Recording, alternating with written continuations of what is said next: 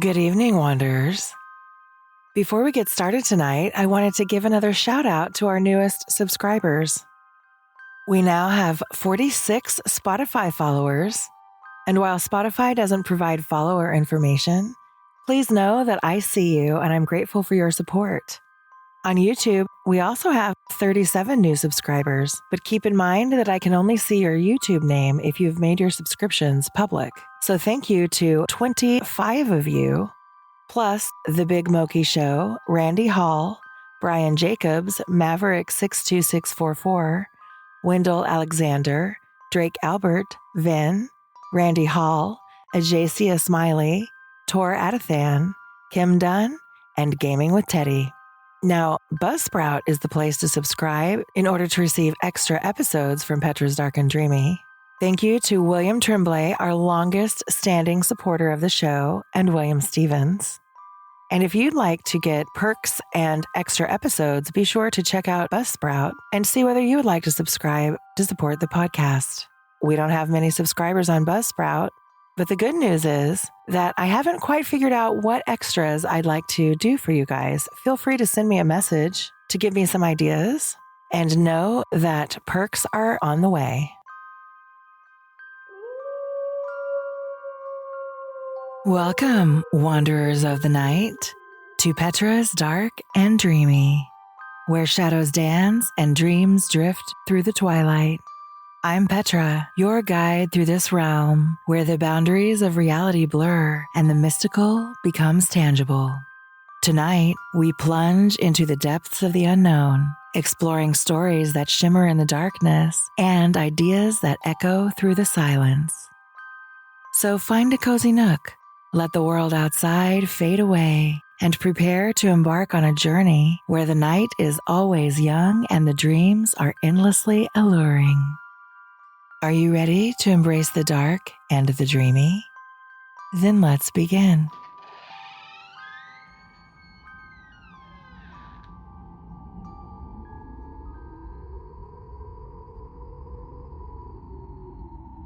The Boarded Window by Ambrose Bierce. In 1830, only a few miles away from what is now the great city of Cincinnati, lay an immense and almost unbroken forest. The whole region was sparsely settled by people of the frontier, restless souls who no sooner had hewn fairly habitable homes out of the wilderness and attained to that degree of prosperity which today we should call indigence, than, impelled by some mysterious impulse of their nature, they abandoned all and pushed farther westward to encounter new perils and privations in the effort to regain the meager comforts which they had voluntarily renounced. Many of them had already forsaken that region for the remoter settlements. But among those remaining was one who had been of those first arriving.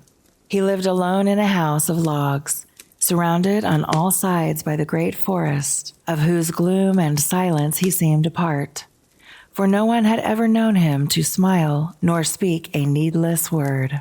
His simple wants were supplied by the sale or barter of skins of wild animals in the river town, for not a thing did he grow upon the land, which, if needful, he might have claimed by right of undisturbed possession. There were evidences of improvement. A few acres of ground immediately about the house had once been cleared of its trees, the decayed stumps of which were half concealed by the new growth that had been suffered to repair the ravage wrought by the axe. Apparently, the man's zeal for agriculture had burned with a failing flame, expiring in penitential ashes. The little log house, with its chimney of sticks, its roof of warping clapboards weighted with traversing poles, and its chinking of clay, had a single door and, directly opposite, a window. The latter, however, was boarded up. Nobody could remember a time when it was not, and no one knew why it was so closed. Certainly not because of the occupant's dislike of light and air, for on those rare occasions when a hunter had passed that lonely spot, the recluse had commonly been seen sunning himself on his doorstep if heaven had provided sunshine for his need. I fancy there are few persons living today who ever knew the secret of that window, but I am one, as you shall see. The man's name was said to be Murlock. He was apparently 70 years old, actually about 50. Something besides years had had a hand in his aging. His hair and long, full beard were white, his gray, lusterless eyes sunken. His face singularly seamed with wrinkles which appeared to belong to two intersecting systems. In figure he was tall and spare, with a stoop of the shoulders, a burden-bearer. I never saw him. These particulars I learned from my grandfather, from whom also I got the man's story when I was a lad. He had known him when living nearby in that early day. One day Murlock was found in his cabin, dead. It was not a time and place for coroners and newspapers, and I suppose it was agreed that he had died from natural causes, or I should have been told and should remember. I know only that with what was probably a sense of the fitness of things, the body was buried near the cabin, alongside the grave of his wife, who had preceded him by so many years that local tradition had retained hardly a hint of her existence. That closes the final chapter of this true story, excepting, indeed, the circumstance that many years afterward, in company with an equally intrepid spirit, I penetrated to the place and ventured near enough to the ruined cabin to throw a stone against it, and ran away to avoid the ghost which every well-informed boy thereabout knew haunted the spot. But there is an earlier chapter, that supplied by my grandfather. When Murlock built his cabin and began laying sturdily about with his axe to hew out a farm, the rifle meanwhile his means of support, he was young, strong, and full of hope. In that eastern country whence he came, he had married, as was the fashion, a young woman in all ways worthy of his honest devotion, who shared the dangers and privations of his lot with a willing spirit and light heart. There is no known record of her name.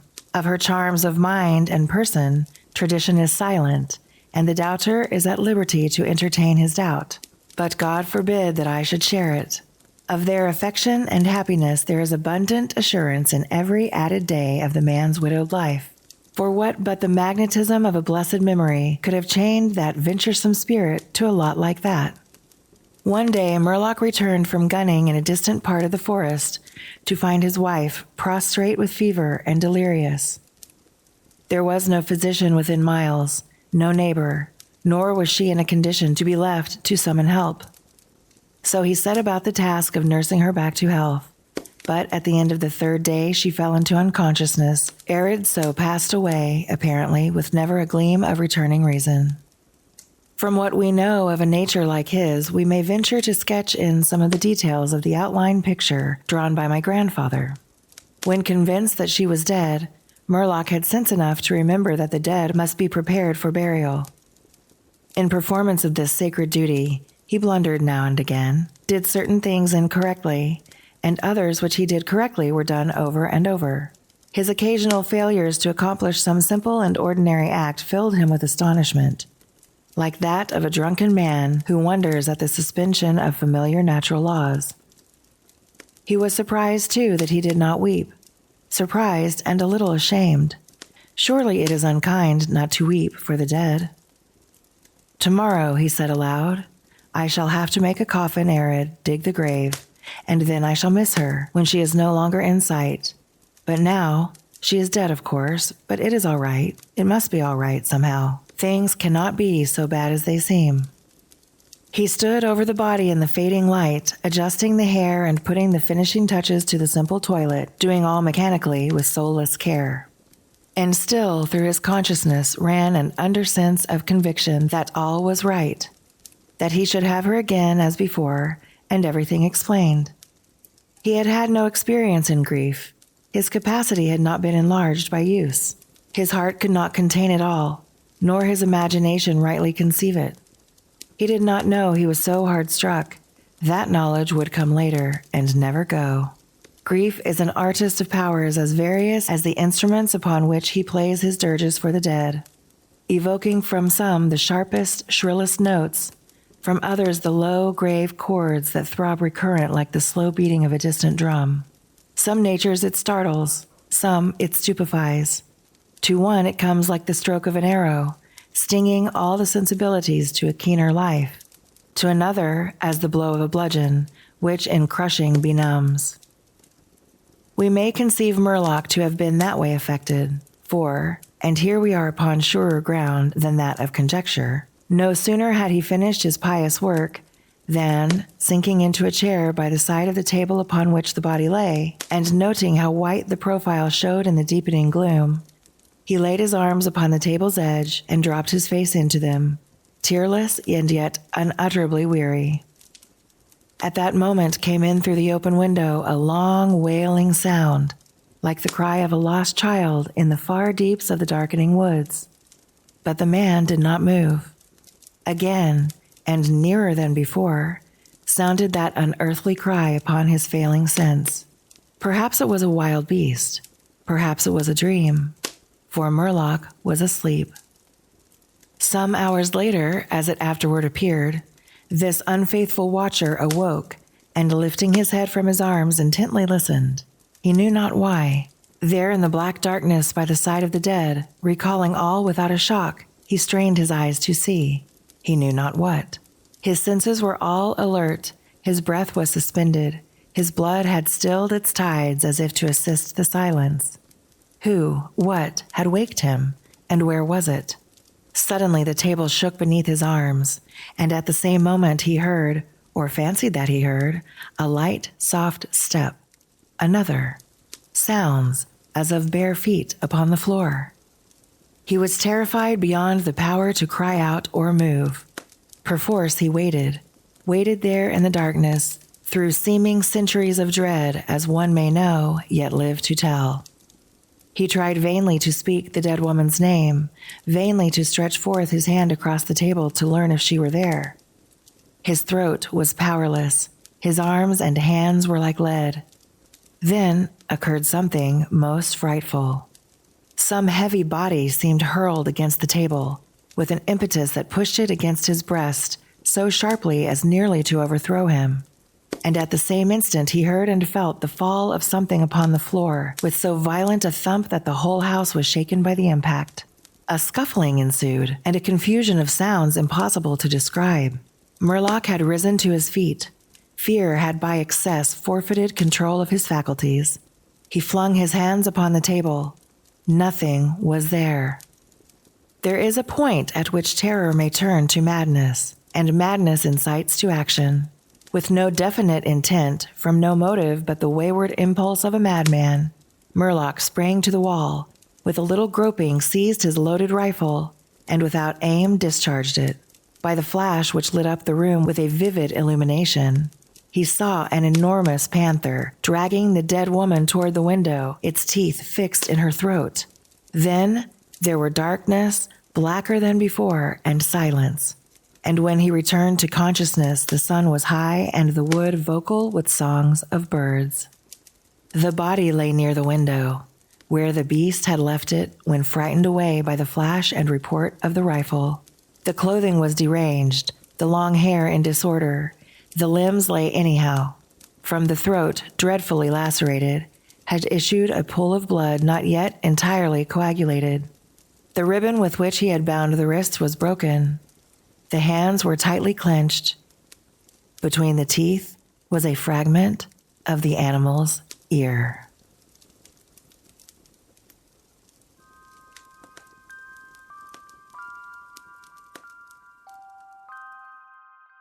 Thank you for joining me tonight on Petra's Dark and Dreamy.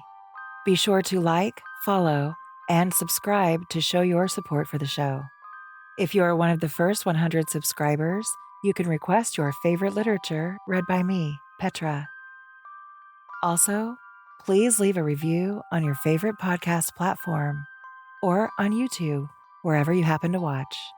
See you next time.